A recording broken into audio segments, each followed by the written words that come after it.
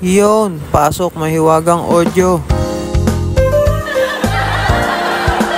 What's up sa inyo guys? Ako nga pala to, si Ernst, OFW dito sa bansang Taiwan. Today's video nga guys ay maliligo tayo sa ground floor namin dahil binaha yung kwarto namin ng sobra dahil sa baradong drainage. No choice tayo kundi mag-akyat baba dito sa ating ground floor at ito na nga guys, naliligo na nga tayo dyan. Pala sa mga core natin, ma'am, kailan magagawa yung drainage natin, no? Alam dito sa dorm natin guys ay napakaraming shower area para sa lalaki at babae kaya hindi ka rin mauubusan ng paliliguan. Iniisip ko na nga lang guys, nung pagising ko na yan at bumaba ako ng ground floor ay exercise na lang sa hagdanan yung ginawa ko. Isipin mo nga guys yung mga pangit na nangyayari sa buhay mo. Isipin nyo na lang guys yung mas marami maganda nangyayari sa buhay nyo. Motivational speaker yun.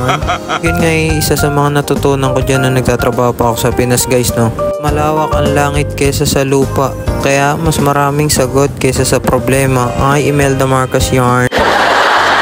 Siyempre, yun naman lagi natin kailangan sa buhay guys, ang magtiyaga, no? Ang humanap ng solusyon kaysa sa problema guys. Kaya pala sa mga tumayong kuya ko dyan na nasa Pilipinas pa ako, yung mga naging kumpare ko na din, lalo na kay Efraim Santos, no?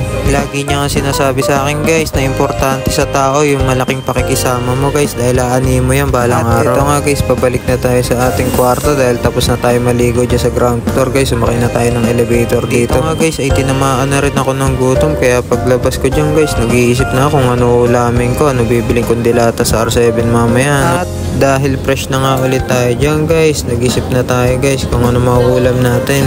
Shoutout nga pala sa kasamahan ko, sobrang naging slim shady siya dito guys. Ito nga guys at palabas na tayo, tinignan na natin yung pentang natin ngayong tanghali.